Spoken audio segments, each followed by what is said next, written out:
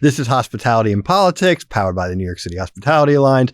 I'm Andrew Ridgie, and I am with Kira O'Brien from Emma's Torch, one of the incredible organizations that we get to work with through the Hospitality Alliance. I work with so many different restaurants around the city, and they do incredible work, have an amazing story that I'm so happy I have the opportunity to share with folks. So how's it going? It's great. Super excited to be here. Really honored to be in a space that I've been listening to the podcast and watching the videos, and it's just so cool to be in the same place that, Melville Wilson and John Wang were just on. So very excited to be here. Love it. Thank you. And now you're on it. Okay. So first off, let's just tee it up. Yes. Emma's Torch. Tell me, what is Emma's Torch and a little bit about the background? Yeah, for sure. So we are what's called a nonprofit social enterprise. So that means that we are both a operation, a business, and a nonprofit. And both of those sing together to drive forward our mission, which is refugee empowerment through culinary education.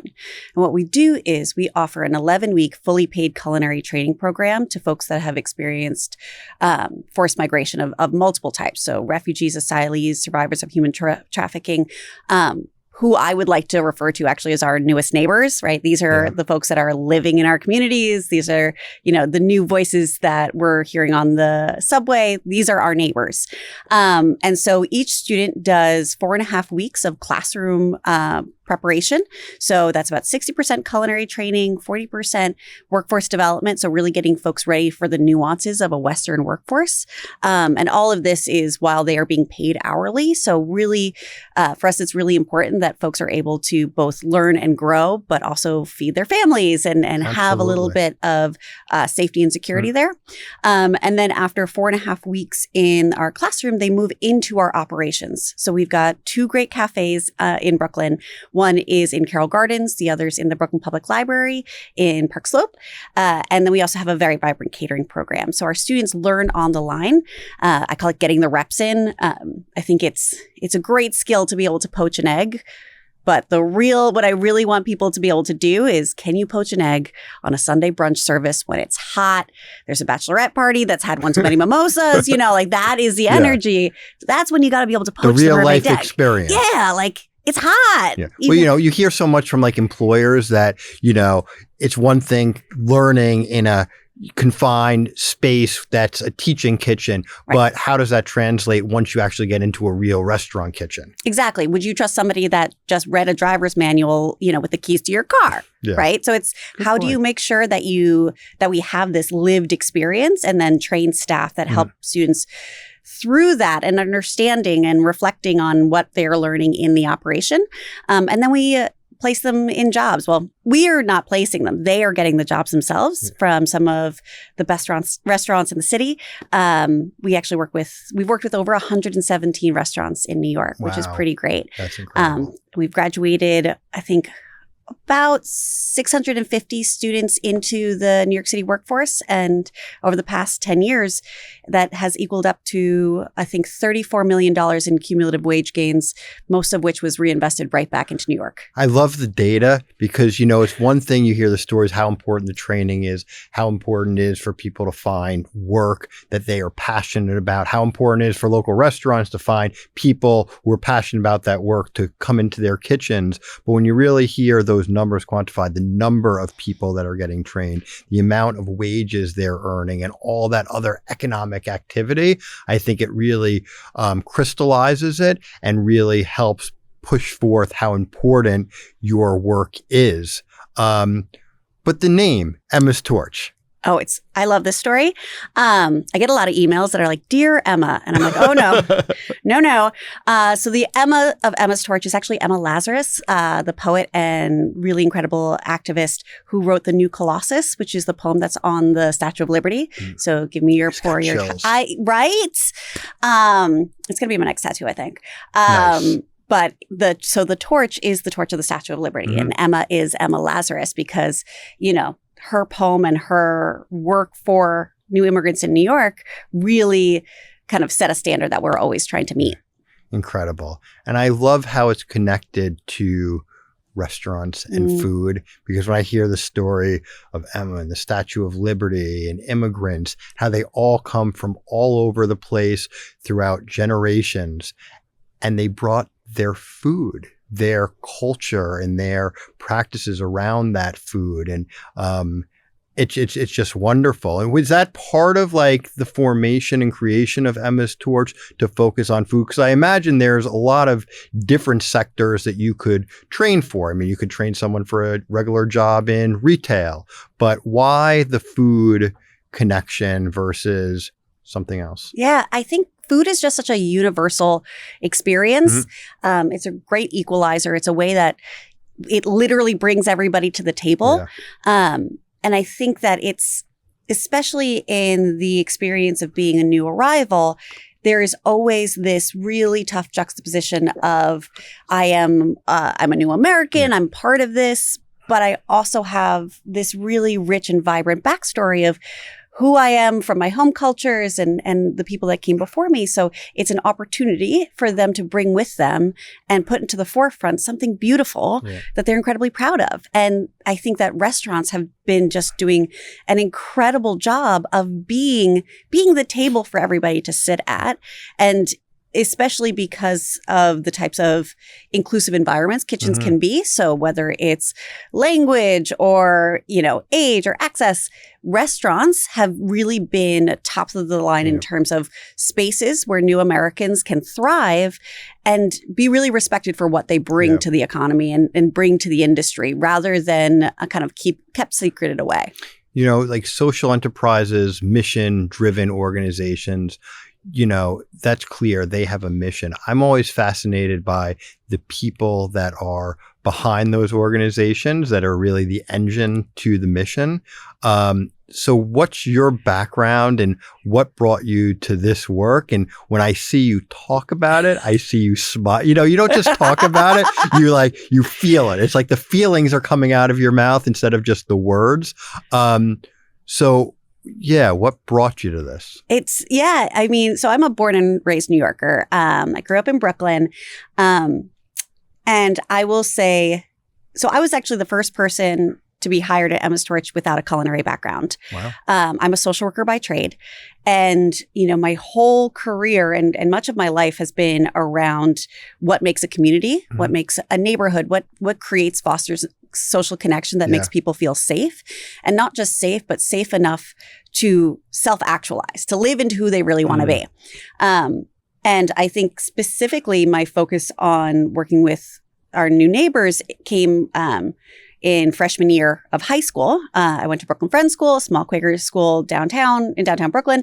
And it was, I think, the first week of school, dance class, and the fire alarm went off. And so we all kind of like mosey out onto the street. And it wasn't until a couple minutes later that we looked up and we saw the smoke in the sky and realized that it had been 9/11 and what was going on. We all know kind of what happened that day, but it was what happened after that I think really crystallized this for me, because I would walk home along Atlantic Avenue. And for anybody who doesn't know, Atlantic Avenue in Brooklyn is a really densely Arab and Muslim populated space and has some of the best food in the city. And just how overnight so many storefronts were closed, so many restaurants were closed, so many people that I would see every day were suddenly in the shadows. And I think that for me made me realize how easy it is for us to lose all that we fought for to come together, right? And so my background is in refugee resettlement and thinking about what do we do? How can we be the most welcoming and supportive environment for our newest neighbors? And also, how do you create a safe container so that it's not so vulnerable, right? And so that's why, I came to Emma's Torch to really think about, there's this beautiful intersection through workforce development about these are folks that have gotten to this country, that have survived the worst humanity has to offer. And they've come here and they, with such strength and such resilience and such talent that we don't want to think about this as charity. We're not doing this because it's a nice thing to do. We are investing in people because we believe that they are going to make our city better.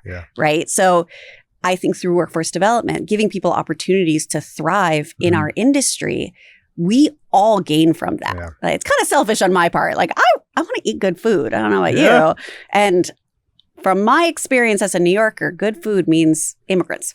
It does. I mean, I think that's one of the beauties of New York City. I mentioned it before. And if you just look over the generations of the different waves of immigrants that have come to New York from around the world for all different reasons, how they just come in and they become part of this, beautiful, the mosaic of New York City. And I think it's no better represented than in our food and our restaurant culture, because it serves cuisines from around the globe. And when you look at the faces of the people working in restaurants, owning restaurants, they represent people from around the world. And I think this industry has always been one, and it was for my family, that presents opportunity, much more so even than other sectors, because you don't need a degree. You don't even necessarily need to speak English.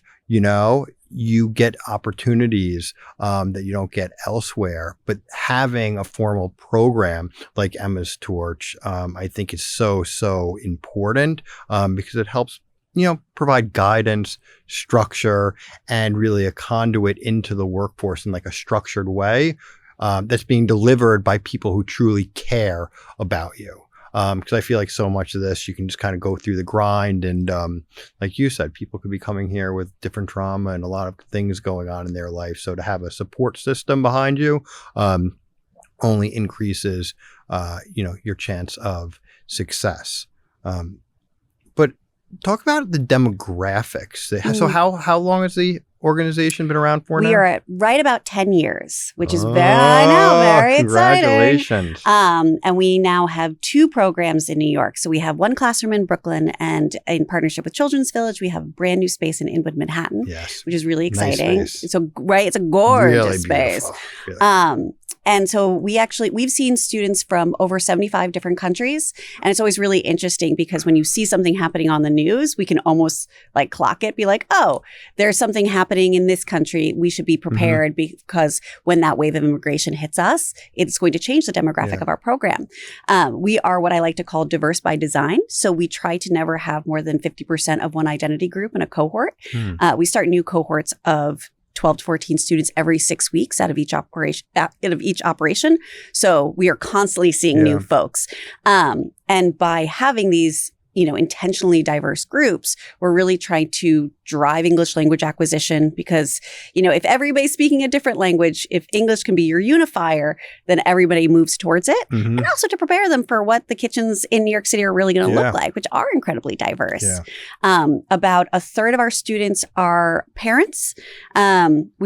We actually the gender split has been shifting over time.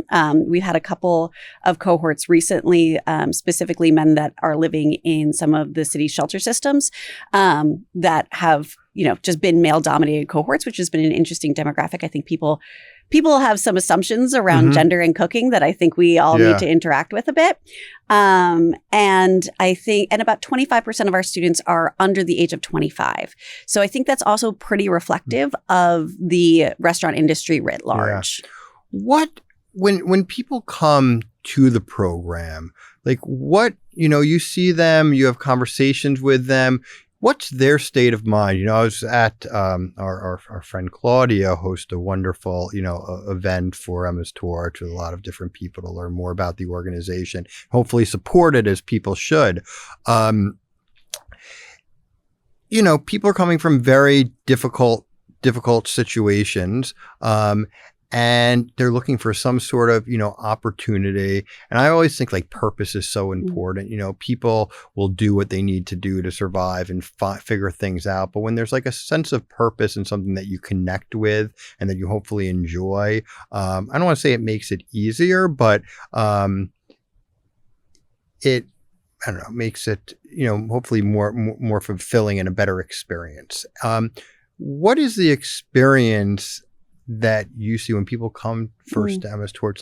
What are they expecting?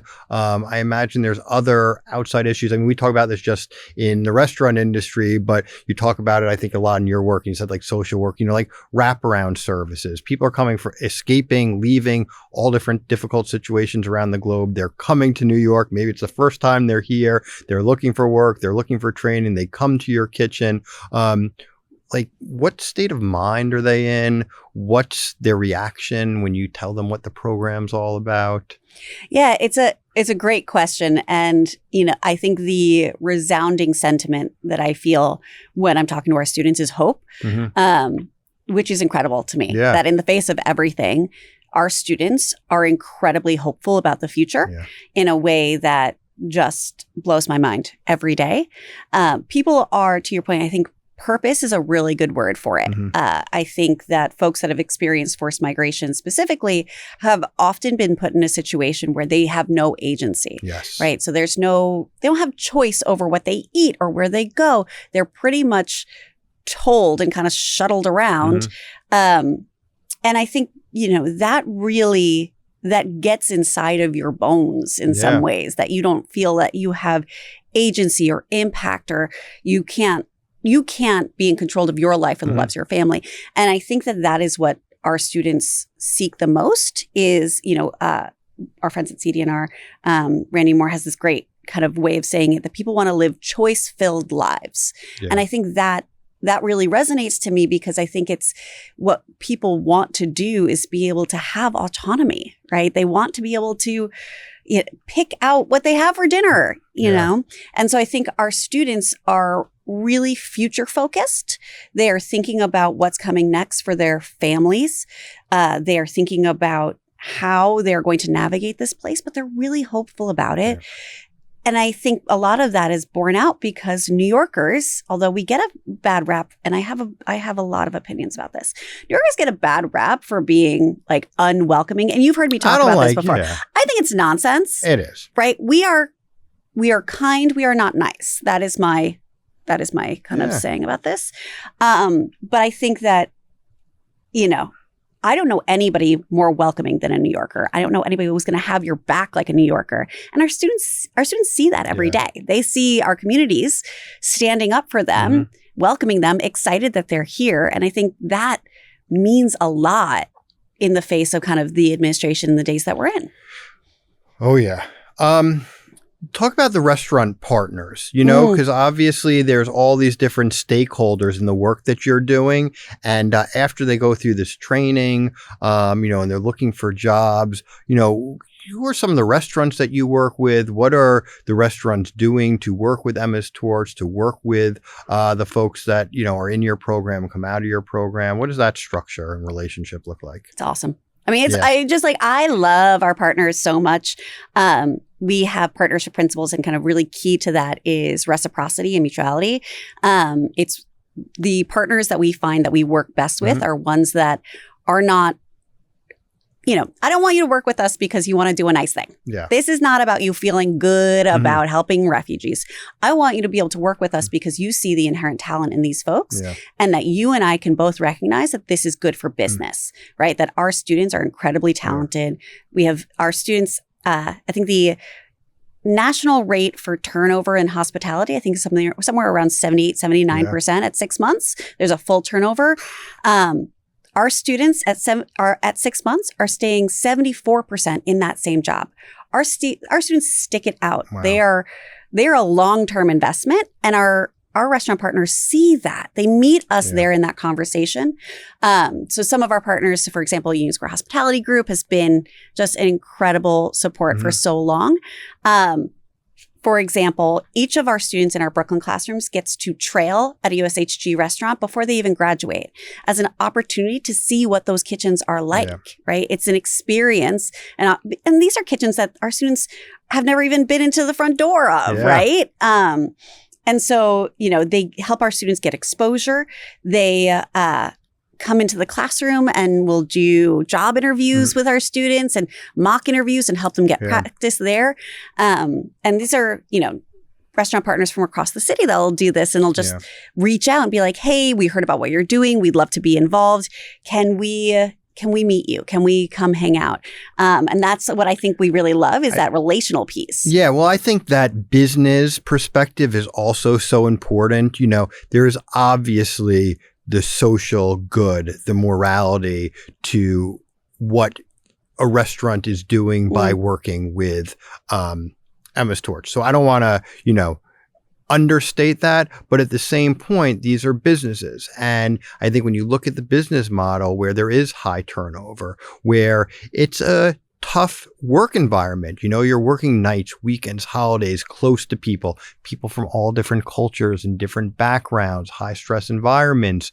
A business needs to run their business, and the cost of turnover is very high. And there's a lot of different reasons why the turnover is high in the industry. So when you're able to share numbers like that, where the folks that are coming out of your program are staying at a restaurant for a long time, that's a selling point in its own. And I think when you can do good in general, but also do good by your business, it really becomes a win-win. And it's a different type of business model. Because restaurants are constantly asked for, free stuff or to help out with this, sponsor the Little League team, donate a meal for this. And it's all good stuff. And I always have this thing where I feel like restaurants do so much, but they're not always publicly recognized and appreciated for how much good they do. And it's also really nice when you can see the good that they do is not only good for the outside, but it's also good for the operations of the business too. Yeah, absolutely. Everyone wants a good job, right? Everyone wants to work in a place where they feel respected and cared for, and that they can then go home and care for their families. The National Restaurant Association just came out with some data around that it costs $6,000 for operators to fill every single role that they lose for an hourly employee. Wow. So every time you're losing somebody, it's costing roughly $6,000 all in. And on top of that, it takes 32 days for operators to break even on bringing in new hourly staff, right? These are the real numbers. Yeah. And so when we're thinking, and we have an operation as well, right? We know what that's like. Sure. So when we think about all of this, and I think that workforce development broadly does a really good job of this, is workforce development isn't just a nice thing to do. It's what we're all investing in because the city needs it. We all need to be working together to lift our economy. And so when we're thinking about the employers that go a little farther to be an inclusive space, those are the folks that have the high retention rate. It's not just because our students are great. Our students are great. But it's because these employers are doing, I'm not saying that everybody has to go out and get yoga classes for their whole staff, but it's Veselco reached out to us because they have been such a great partner. They're amazing. They're amazing. I know. Amazing. But it was Ramadan, and, a large population of our students are Muslim. And so they were having conversations around how could they be most inclusive to folks who are observing and praying on, for the holidays. And it was that, right? It was that level of thought that is going to mean that our students are going to really stick around there, right? How can we open conversations about being inclusive and not maybe make assumptions about what other people want? Those are the employers that I think have the high retention rates. Yeah. No, that's really, really amazing. And I know one of the events you did, there was a woman who was at Veselka. And I remember the story that she told, and it was so moving. And it's such an incredible story. And I think that's right. When you invest as a restaurant in your team, a level of respect and curiosity, and putting yourself out there to help them, I think you build deeper relationships with your team and a sense of, loyalty. Like, they're investing in me, they care about me, and they have given me an opportunity, especially at a time that was really difficult. I think people really feel that. And in the hospitality business, if they're working in a place where they feel appreciated, where people are giving, them opportunity, that will be expressed in the way they treat their coworkers. If they end up being, I know it's a lot of culinary, but in front of the house, the face to your guests. And I think it just builds a much more hospitable environment and a type of restaurant where people want to go to dine, but also people want to work. I feel like you can tell as a diner when you are walking into a restaurant with that type of culture. Oh, absolutely. And are people happy? Are they upbeat? Do they care about their job? Do they enjoy it? You can sense that. I think there's certain things that you just feel right away. Sometimes they're difficult to put into words, but it's just like a feeling or a sense you get by, looking around. Yeah. All right. So for restaurants that want to work with them, I think that was a really great example about Veselka and how, with Ramadan, and they were reaching out to ask, like, how can we, support, our workers, during this period. What does an employer, or what should they know, or what should they start thinking about if they wanted to work with an organization like Emma's Torch? Like, are there certain systems that they need to put into place? Is there like a training manual you give them, like an onboarding process? What does that look like? Yeah, it's a really good question. It's something that we're also continually engaging with, because we are always talking to our restaurant partners about how can we be more supportive. Yeah. We support our graduates for 2 years post-graduation. And I think the important part of that is that we are supporting both the student and the restaurant. Okay. So we continue to be a resource to restaurants. So for example, like, if somebody needs translation, we'll get on the phone with our interpretation line.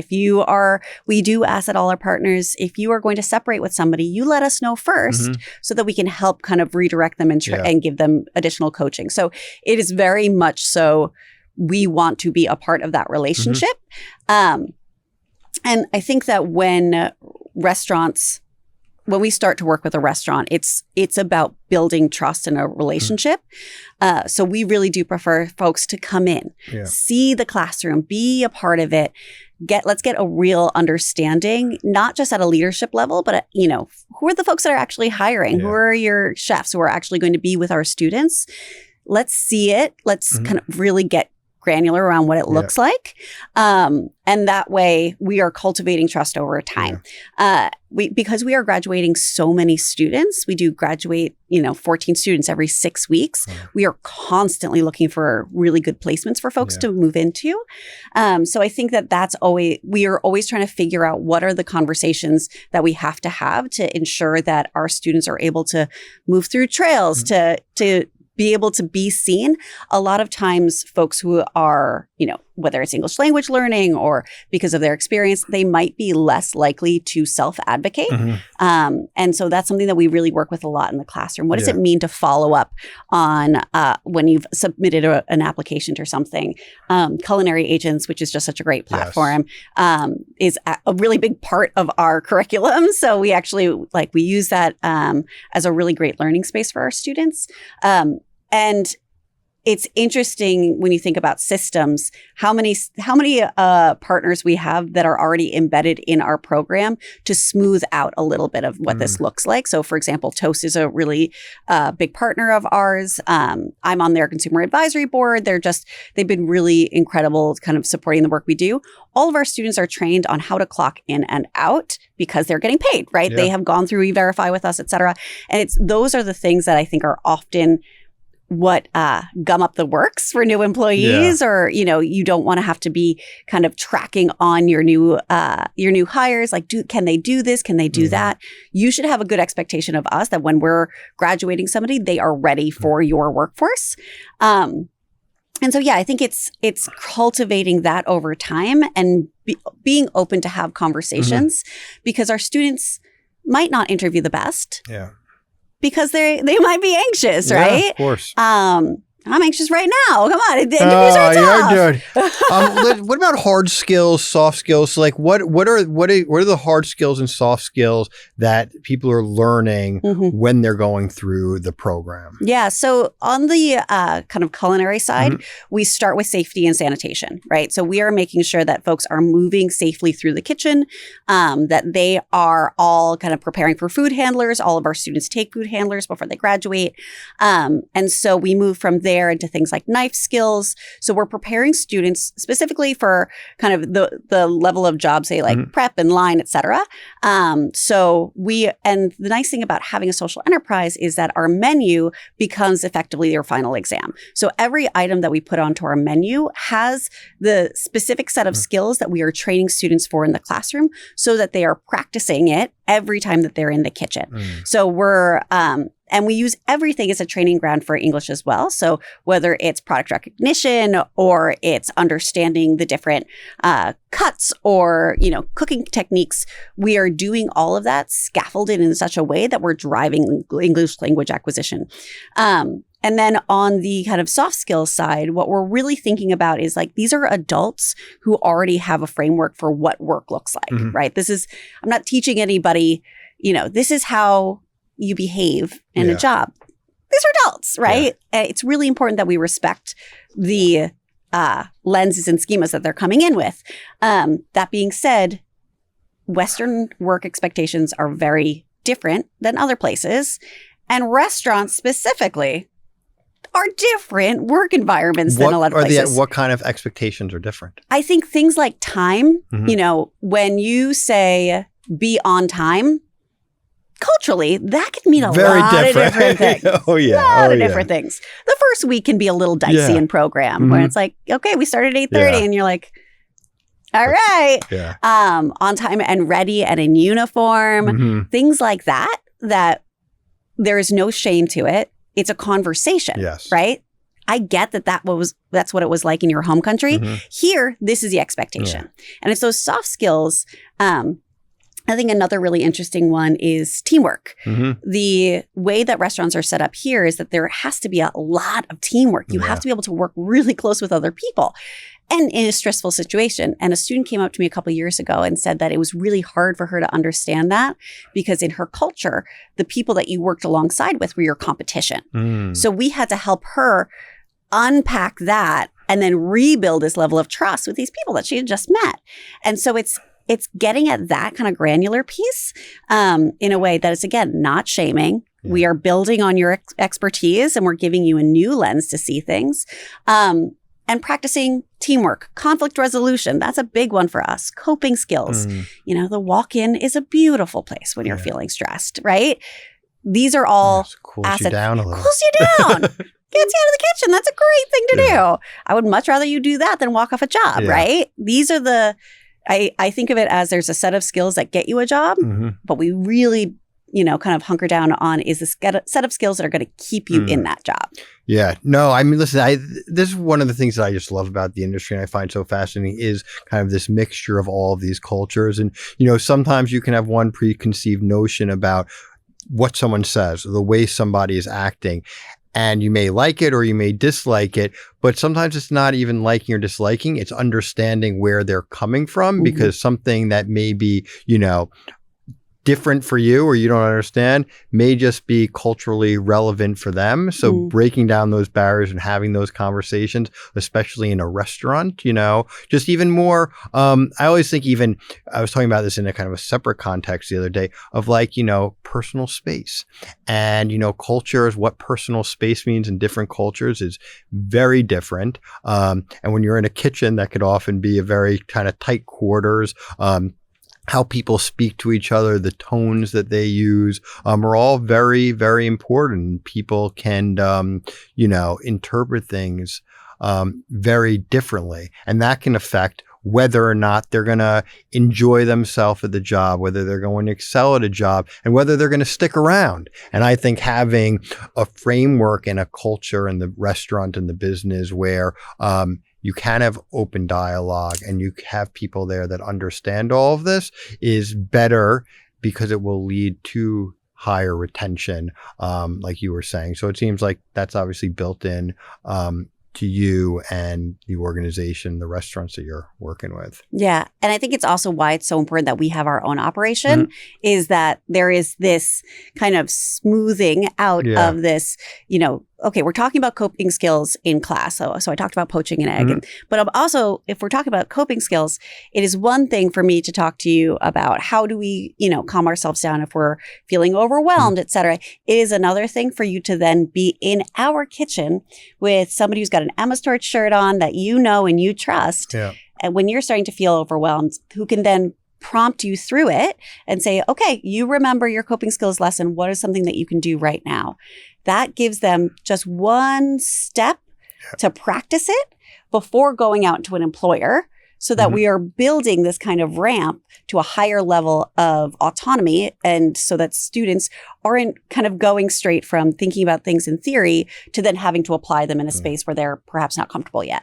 Do you have any like really good feel-good stories of here's a student went through the program, got placed in a restaurant, and here they are today? Yeah, I mean, one of the students from our first cohort ever, he actually, Mazen, so this was about 10 years ago. He started our program. Apparently his sister signed him up for his birthday, and since then, not only has he gone on and had this great career, but he actually opened his own restaurant with his brother-in-law.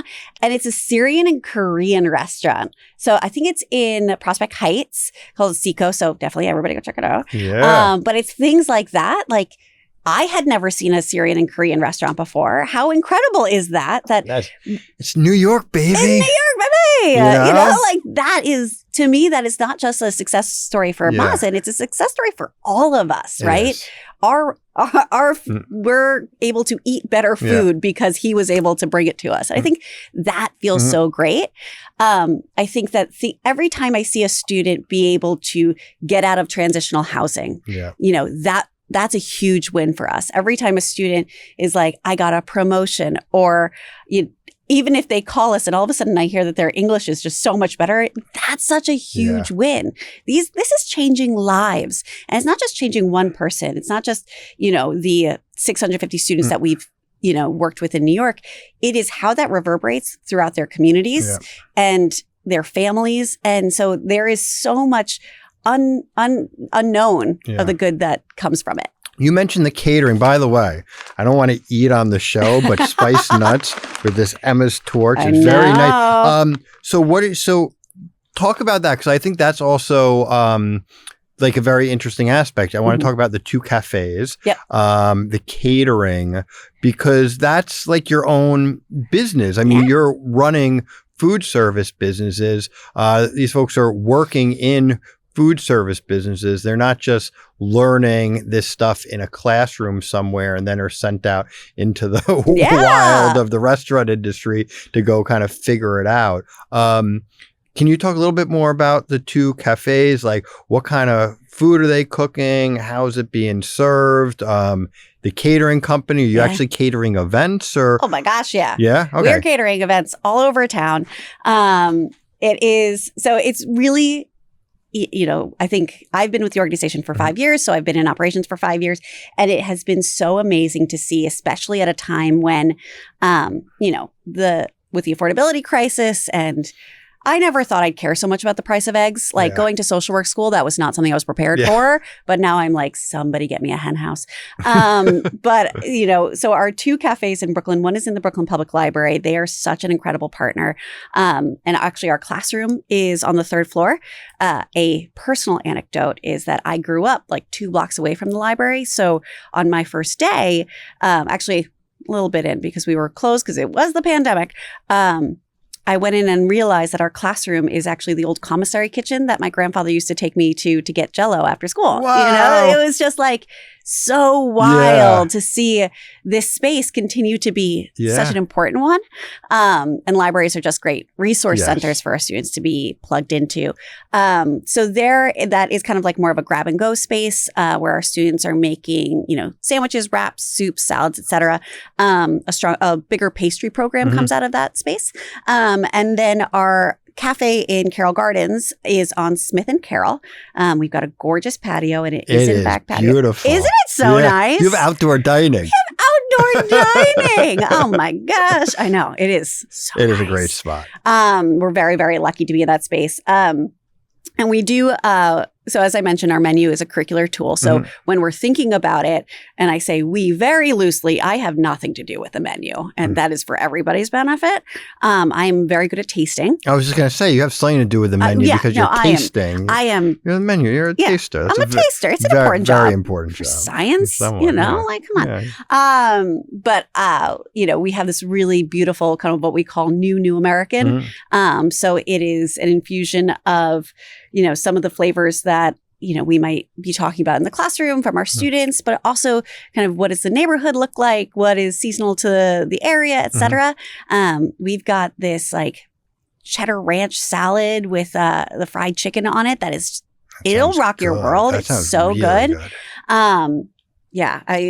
I've been eating one too many of those. And so it's a really beautiful spot because it's also because we've been there for so long, we've been able to develop really nice relationships with the schools in the area. So PS 58 across the street, their PTA comes meet in the cafe.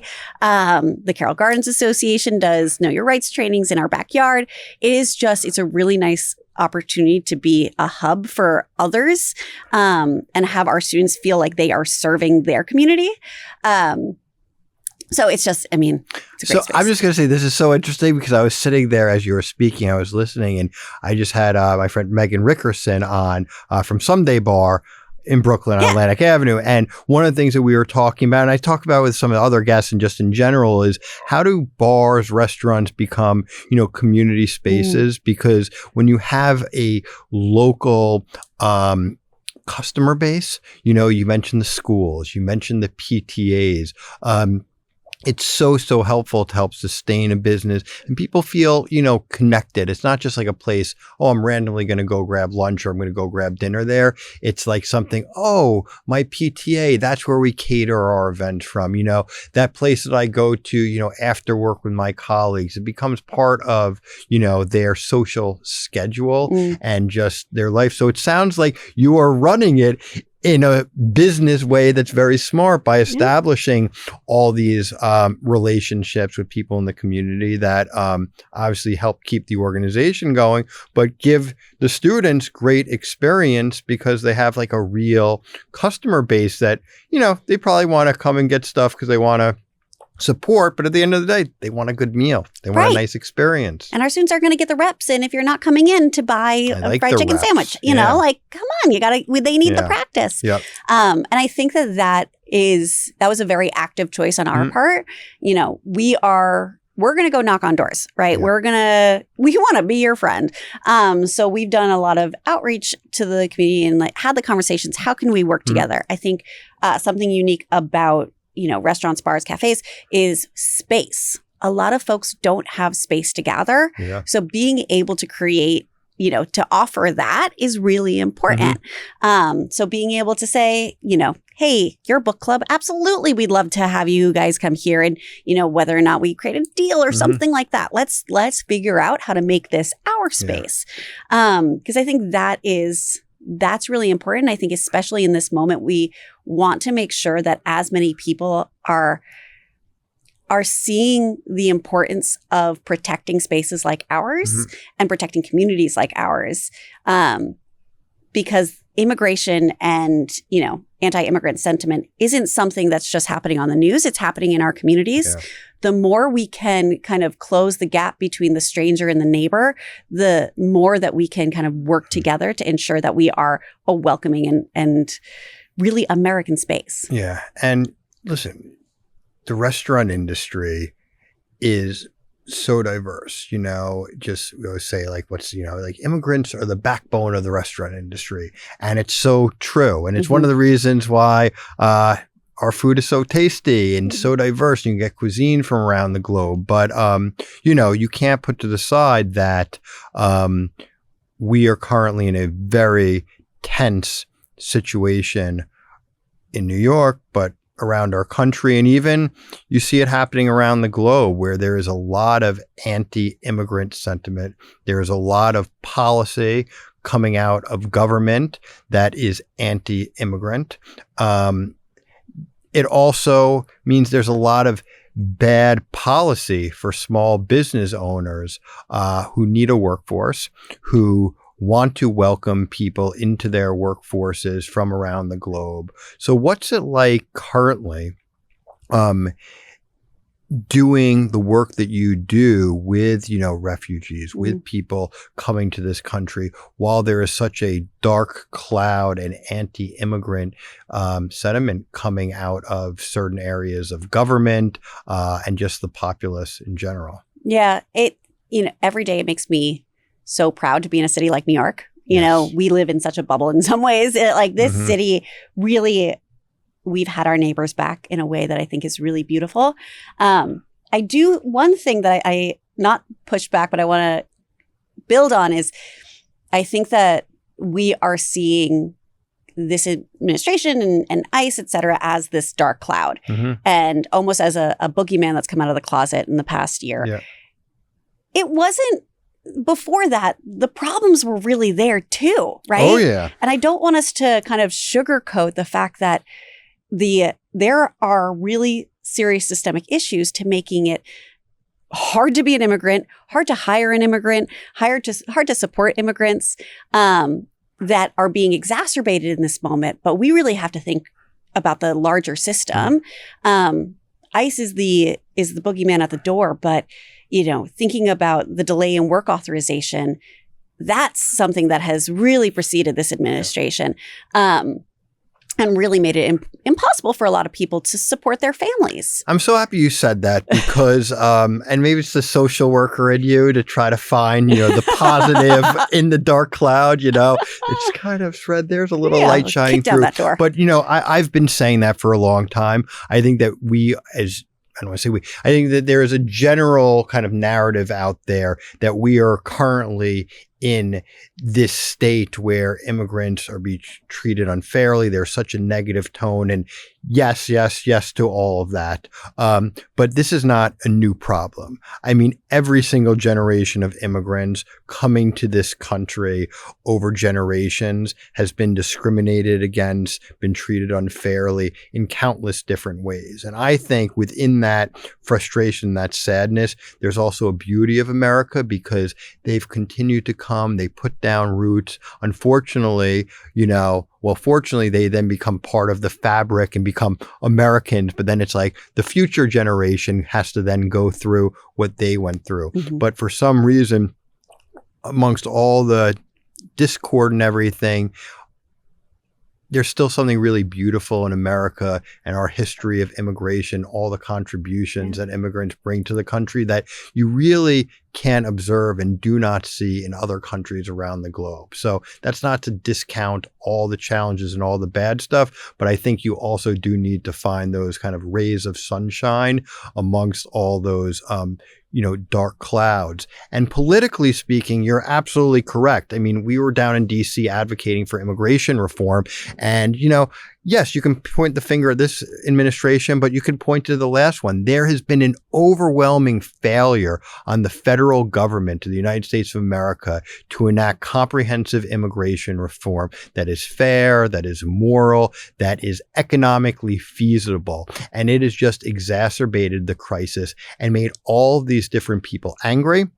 Has made all of these different people frustrated. We were in DC last year with the American Business Immigration Coalition, and we were sitting down and we had some very progressive chefs from Brooklyn. We had, some, different people from Kansas. So we basically had super we had super progressive people and we had super, right-wing conservative people, MAGA people, Bernie Sanders people.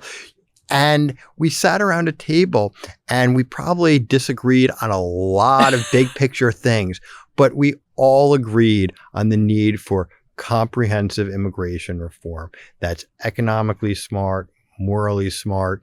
And it wasn't as polarizing, or it wasn't in many cases polarizing at all, in the way that the media and the politicians make it out to be.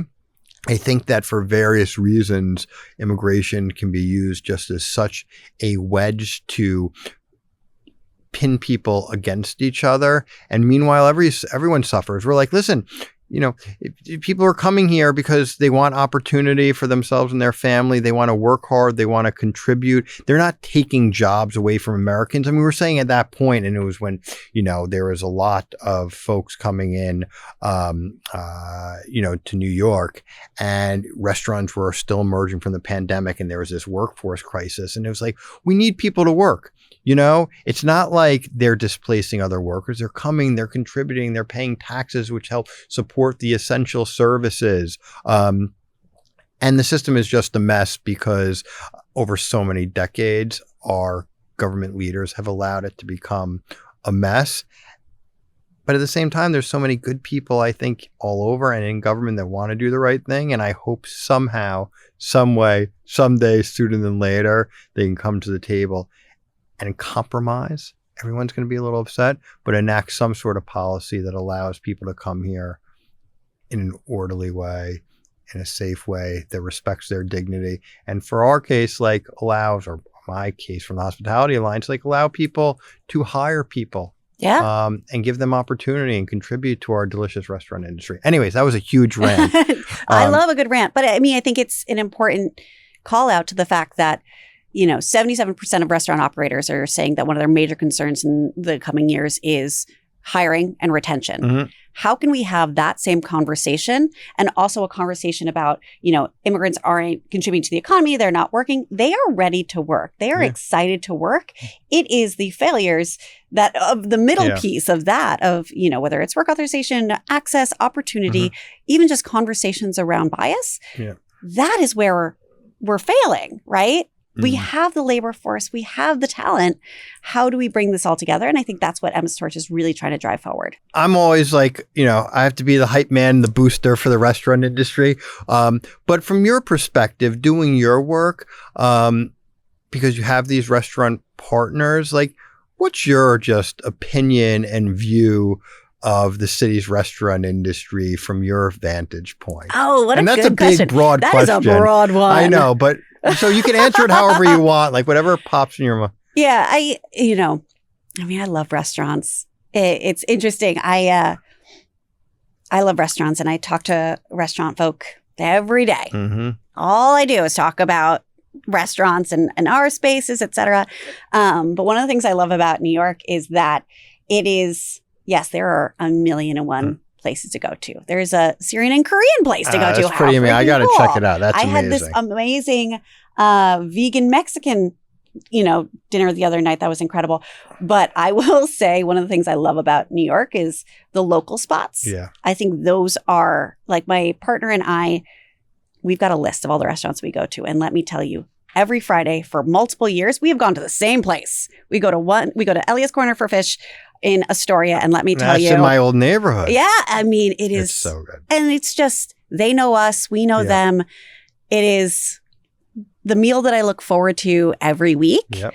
Besides family meal at the restaurant, it is my second favorite restaurant after Emma's Torch, obviously, brand. Of course, but I think that there's a lot of innovation and excitement and opportunity in the restaurants of New York, but there's also real power in a small family-owned business being somewhere we can all feel home. Yeah.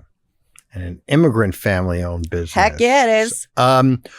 So what's next for Emma's Torch? Just obviously you've opened the new cafes. Anything else happening on the horizon? Well, it depends on when this airs, but theoretically, in about 2 weeks, we will be opening our new flagship space in Maryland, in Silver Spring, which we're really, really excited about. Congrats.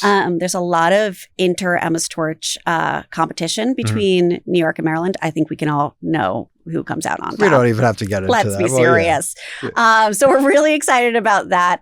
We're really excited. We're in some really interesting conversations with the city about supporting folks that are in the shelter system specifically. So refugees and immigrants that are in the shelter system, and making sure that they are pipelined into programs like ours to ensure that they are getting the support they need. And yeah, I think that in the face of really grim news and the, when you turn on the TV, it just feels like a lot of doom and gloom. I think about how grateful I am to get to do this work every day with this incredible team and with these incredible students, because, I don't care what they say in the news. The future is really bright. If anyone listening, watching, wants to support Emma's Torch, learn more, but they're like not in the restaurant industry, what should they do? Well, everybody's got to eat. And I think I got one of the best chicken sandwiches in the city. That is such like a dicey thing. I'm terrified to say it out loud. That's right. You got to own it. I think our fried chicken sandwich is the best. Chef Alex Harris, who's been with the organization for I think 9 years, has just done incredible things with our menu, and the man's a genius. But I think that we would love to see you at the cafe Yes. Really, like anybody come into our doors, follow us on our socials, come onto our website. But really, if you can, come get a pastry. That's what matters most. And if a restaurant wants to learn more and get involved, definitely reach out. We are going to be doubling the size of our impact in New York this year. So we were really looking for restaurant partners that are excited about the work we do, excited to see this as a business opportunity. So when they're looking at their bottom lines and what they're forecasting for staffing, keep us in mind and let's have that conversation about how we can be not just kind of a stopgap, but like a longer term solution. Emma's Torch, you, Harry, were at our New York City Hospitality Alliance Awards. Emma's Torch was recognized for all the impactful, wonderful work you do for society and New York City at large, but obviously also within the restaurant industry. So I just want to say how grateful I am and we are collectively for everything you're doing for our industry. Keep it up. This is Hospitality and Politics. I'm Andrew Ridgey. Thanks for coming on. Thank you so much.